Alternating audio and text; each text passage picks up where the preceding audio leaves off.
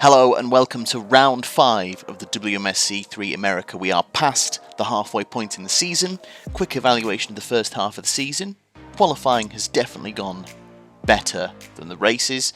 Still need to eliminate those silly mistakes, but at least I've managed, even if somewhat luckily, to score points 3 times out of the 4 races. Today we are at the Indy Road Course on the same day actually that IndyCar are doing their GMR Grand Prix at the Indy Road Course, although this is the older F1 version, I believe, that kind of loops back on itself. At the minute, I am only 2/10 off the fastest man in the field, and that is Max Heyman.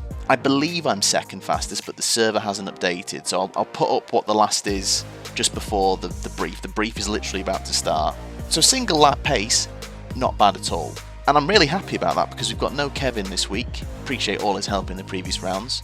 So I need to try and take, what I've learned from kind of seeing how he operates and how he does things and try and do it myself. And I'm really proud that, 2/10 off is pretty good. I've not had anywhere near as much time to practice this week. I am slightly worried about that, but at the same time, sometimes I overthink. So maybe the lack of time to think about stuff and just having to do, maybe that's good for me. And into final practice we go, and it seemed like, disappointingly, there would only be 7 people racing, and considering the points go all the way down to 8th, all I'd have to do is make 50% distance to score points today. So the goalposts kind of move. With me being around second fastest, the goal was my first podium. Maybe challenge Max. I knew that was going to be quite unlikely. But I knew Santi was quick, and Dej, who I believe it was his first race of the season today, he seemed quite quick as well. So I had some stiff competition. So while it wouldn't be the challenge to get points, I could still test myself against some quick people. However, at the perfect time, the practice jitters returned.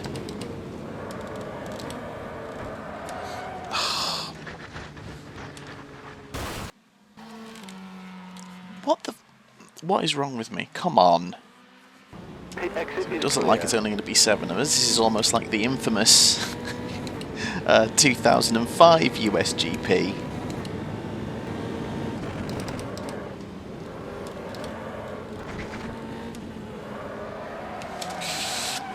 Oh, good lord. Caution. With over half of practice done, I was still 8/10 down on my pre-event best time, so still very much hadn't found my best form. But while this circuit is full of those low and mid-speed corners that I've been prone to mistakes at throughout the season, I wasn't really bothered by them here. I felt pretty good about it, especially that section we've just been through before we join the oval again. Maybe part of that was down to the fact that I'd taken the setup from Interlagos and tweaked it and adapted it for Indy, so I was getting used to a bit of consistency rather than wildly different setups each week. However, the one downside of that Interlagos setup, as we saw last time, was straight line speed, and there's a bigger full throttle section here, so that could prove an issue. At least I got down into the low 1 minute 22s, 0.2, still 2/10 down, but starting to work it up. So now with that confidence I can attack the corners a bit more. And once I kind of found the line through this first sector, I found this a lot of fun. I was initially looking back at this going, oh, I kind of wish we were doing the IndyCar one. It's not as fiddly as this bit that loops back on itself. But actually, by the end of it, I started to quite enjoy it. And I'd just gone 2/10 quicker than my personal best. However, as ever, doing all the best sectors in one lap was an issue.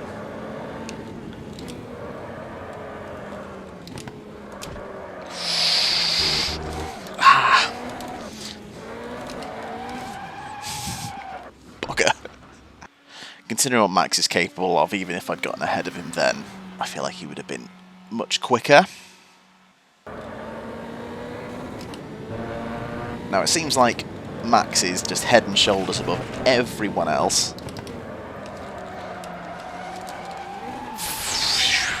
Yellow flag. So at the minute, it seems like there is a top 4. And at the minute, I'm in said top 4. Max is just head and shoulders above everyone. If he gets a clean start, the man will just drive off. But if I can sort out my unforced errors and drive well, I could fight for a podium today. but first qualifying in the first job to get a banker lap in. However, on my first flying lap, 4 tenths down in the first sector, I was kind of pushing it a little bit too hard, too early.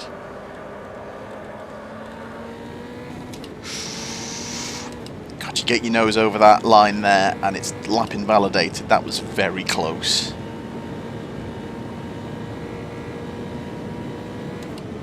But we have a banker in at least. Let's see how good or bad it is.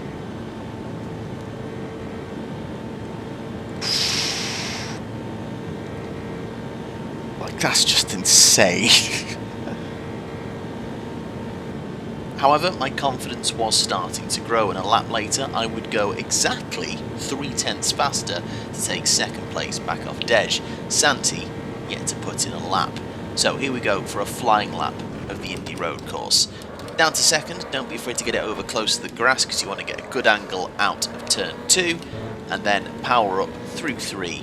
For turn 4, my way of getting through was a quick downshift from 4th to 2nd, helps get the car rotated, and power up through 5. I keep it over to the right hand side, so I've got the good angle going left, and incredibly 0.03 of a second up.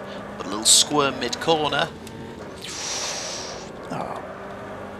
and then trying to power out of it to compensate. It doesn't seem like I've lost too much time. I was 2 tenths up at the end of the sector. I'm still 2 tenths up, but I definitely would have lost time on max. Into the next sequence of corners, and watch how much the green and red fluctuates through this sequence. In third for turn 8, second gear for turn 9, and first for turn 10. Power down, and then a short run to turn 11. And it's all about getting your power down as quickly as possible to get the exit through 12, and then it's flat through 13 all the way to the line. If you slow out of there, you're going to kind of pay for it all the way down this full throttle sequence. Maybe a little bit, but it might be that fine margin, and it's an agonisingly long run down to the line to find out what I've done. Whew. It seemed like I was finally peaking at the right moment.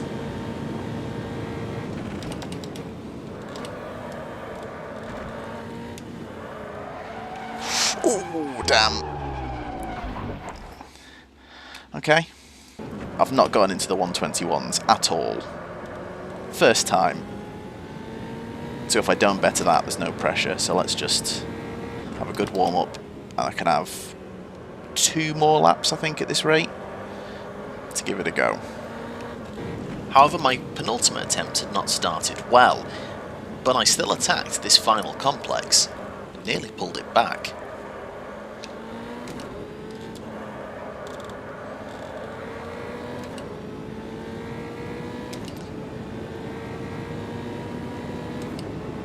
Look at how much time I gained through that little complex then. Can be a bit tidier. I could go quicker. God, this might even go quicker. Christ. No business being that close.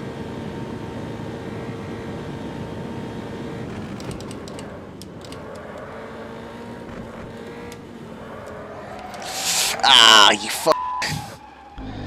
Ah. Damn. Would it be enough for another P2? So Max is at the minute, looking like he's going to go quicker. Santiago's not on a lap, Dej is. So here comes Max to cross the line. If he goes in the 120s, I will lose my mind. Congratulations to McPayman for taking pole position and the extra point. We are going to jump into the warm-up session now, 10 minutes, and then go to the race. Oh, he doesn't improve. Second front row start of the season. Yes!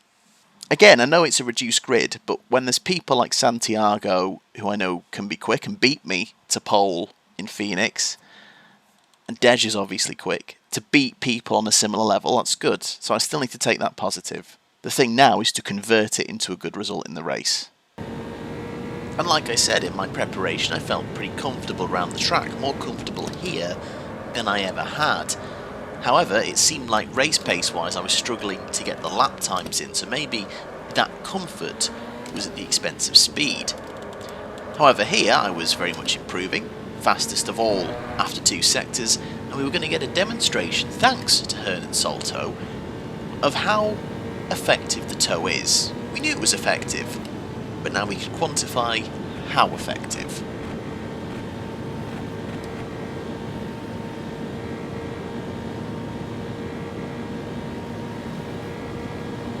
Yes, thanks to that little pull, I'd just done a time only 800ths down on my qualifying time with a full fuel load.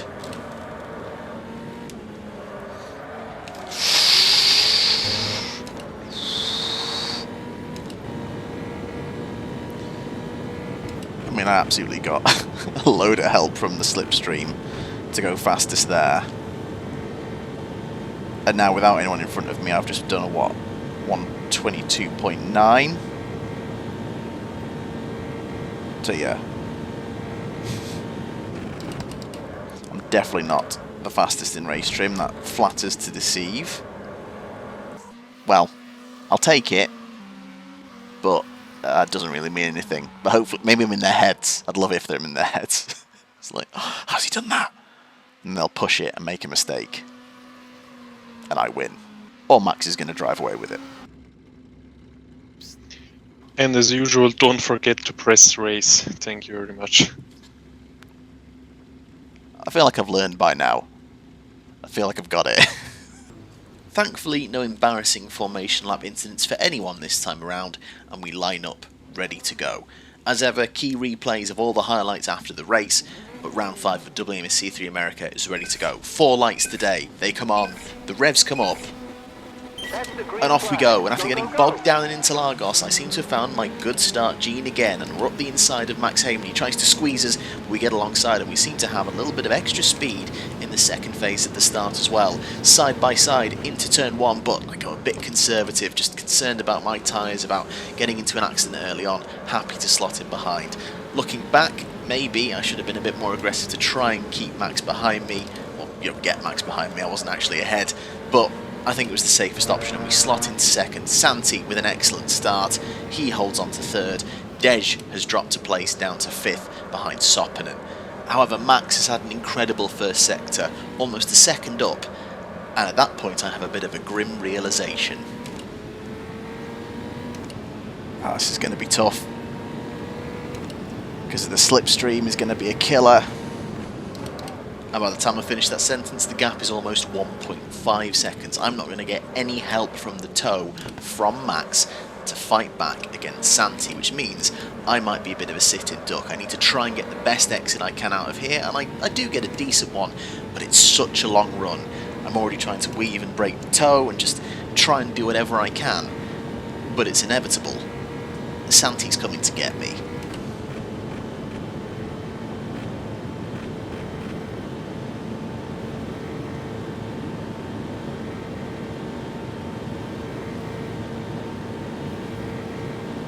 Right side. Hold your line. All clear.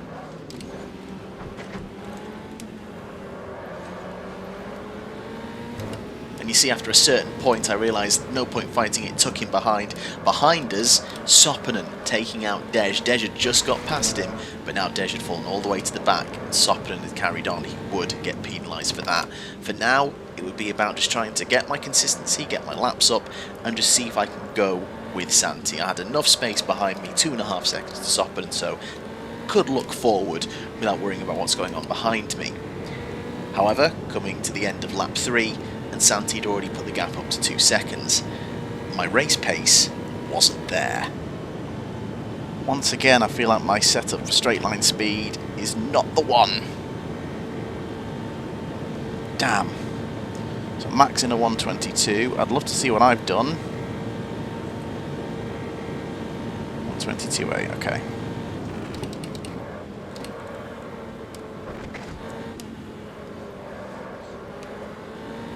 Not the best couple of corners from me there, and as a result, by lap 6, I was in a proper no man's land. Santiago is hunting down Max.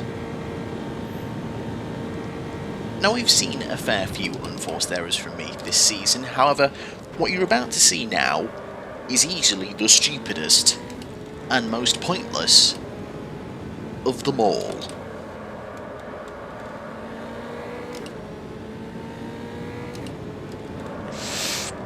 What are you doing? You're an idiot, mate. That was me looking at the timing board, going round a corner. What a... Am I alright? That was completely avoidable. That wasn't like some weird thing where I don't understand what happened. That was me being worried about Dej, because I know he's quick and he's coming up.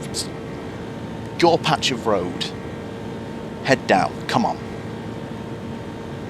That incident had cost me about 3.5 to 4 seconds on Santi. Not that he wasn't running quicker than me anyway, but still, very frustrating. Fortunately, I wasn't at immediate danger from behind, still 9 to 10 seconds on Salto, but Dej was catching him and looking like he was going to move into 4th. He was my main concern. I wanted this podium. Then my afternoon got a touch more interesting.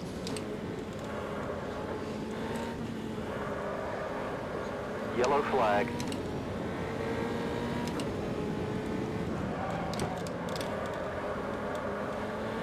And there he was. Sure, it would only be a slim chance, but it was another chance at least of 2nd place.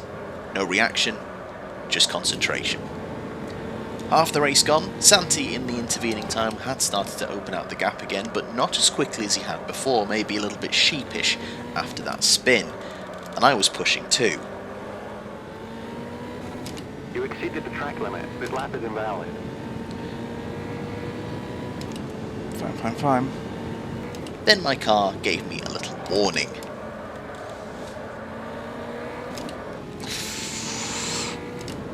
Yes, just like in Interlagos, the plan was, after a certain point, to counteract tyre wear, get the traction control on, just so I could feel a bit more confident under power. Yes, it would be slightly slower applying the power, but I'd rather have that confidence and comfort powering out of the corner. Gotten over half the race distance this time around, showing how much less the tyre wear was here compared to Interlagos. Just under 10 minutes to go, and then my afternoon got more interesting. Caution.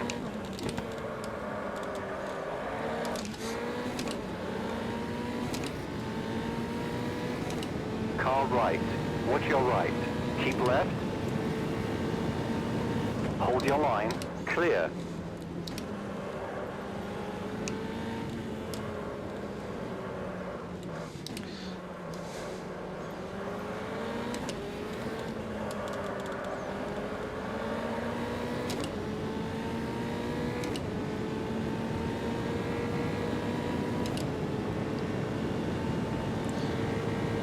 To be fair, he doesn't need to race me too hard immediately because he's just going to get the slipstream again. So, here we go again.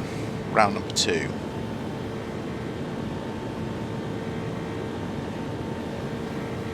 What side are you going to go at me? Car left. Left side. Left side. Keep right. Clear left. On your left. Hold your line. Clear.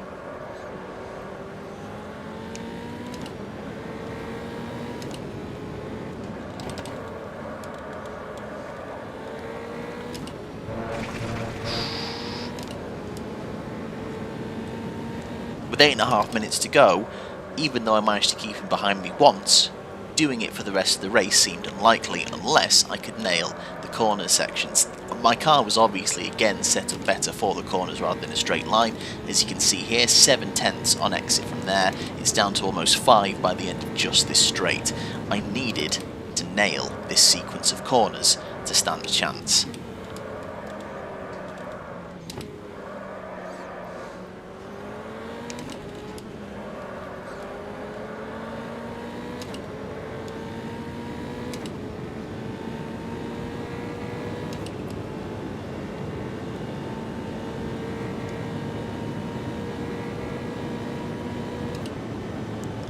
Vital exit there. And down the straight, I still wanted to try and break the toe, even though it seemed like I'd be safe this time round. At which point, I got a little bit of a slap on the wrist.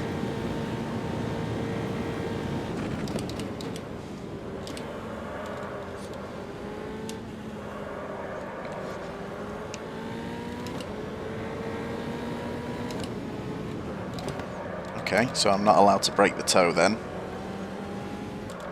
Understood. I mean, breaking the toe is something that happens. But fine, it's not allowed, it's not allowed. Let's carry on.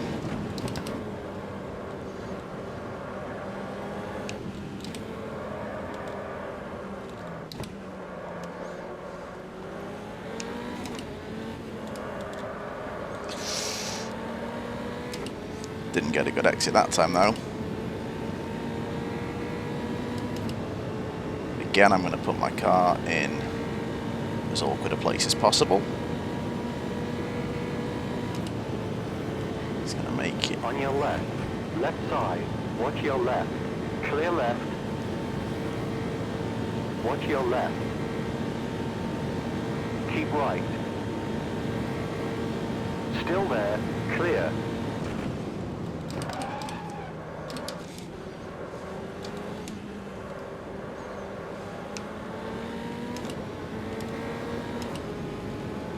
Now, at the time, I did not notice or question why Santi just slowed down when he was clearly ahead of me.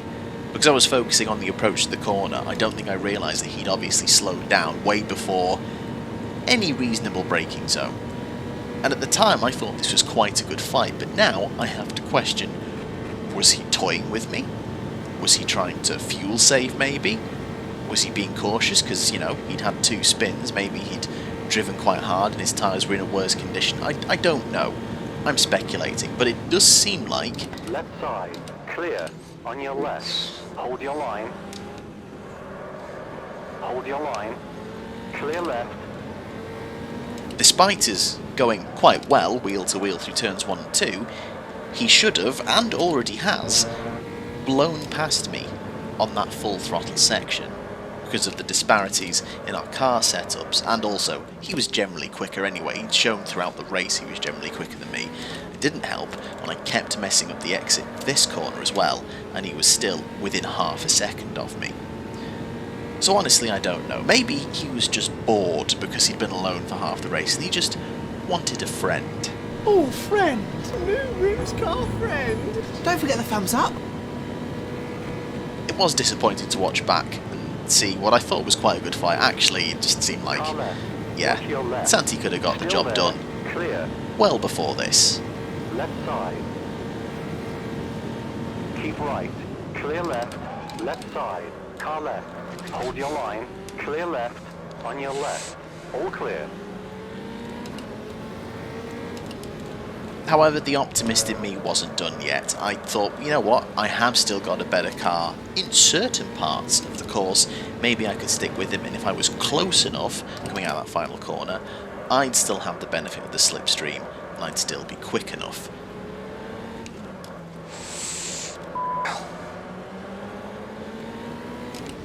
And as you can see, Santi taking a slightly different line to me through the twisty bits. Once again, this next sequence would be vital.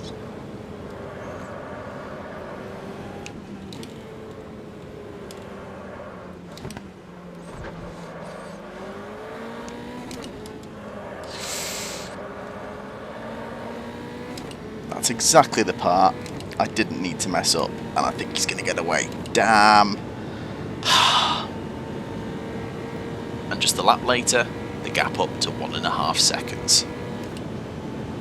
What's annoying is, if I'd not made my stupid mistake, I might be ahead of him right now. Shoulda, woulda, coulda, and especially annoying considering I didn't have any of the spins that had tainted my other races. It was just that moment. I take some solace in the fact though that Santi seemed pretty quick. He might have still got me anyway. Still, podium achieved. Checker flag. We have our first podium. Congratulations to Max Heyman for taking the win. Also got the fastest lap. It was definitely a return to form in terms of my starts. Got a good launch. Max tried to cut across and I managed to get alongside. So really good to be going side by side with the leader into turn 1. That was cool. Am I a bit annoyed I didn't brake later and go more aggressive? Slightly, but in hindsight, Max was just head and shoulders above everyone. He was in another race. If I got ahead then, it would only have been a matter of time. Isn't everyone sick at this point of a guy called Max just driving away with motor races? Similarly, I could have fought Santi harder on lap 2, but at that point I was still trying to find my rhythm, and I was definitely, for whatever reason, quicker in one lap pace than I was on race pace, so my inner Jarno truly was alive and well today. I don't know what to make of the fight, if you can call it that, between me and Santi, because there was one occasion when he was clearly ahead of me and just let off the throttle. There could be lots of reasons that I'm not thinking of that are legitimate for doing that. If he was toying with me, which I hope he wasn't, maybe that's just the insecurity of myself thinking that that was the case. It would have been a hell of a risk to do so. Imagine if I just managed to get away or he'd spun. I don't know. Don't want to think the worst of people, but he definitely was ahead of me and could have driven away a lot sooner. Round 6 takes us to Argentina, to the old Formula 1 track, but we're doing a bit of Bahrain outer looping with it. It is layout 7, so essentially it's just the oval version of the old Argentine Grand Prix circuit. Obviously before then I actually got the Sim Racing 500 in 2 weeks time, so that should be fun. I'm going to be Kevin's teammate as essentially a Sim Racing 500 only entrant for Super Gazelle Racing, but thankfully nothing blew up, virtually or in reality, so that bodes well. Thanks very much for watching. I'll see you next time.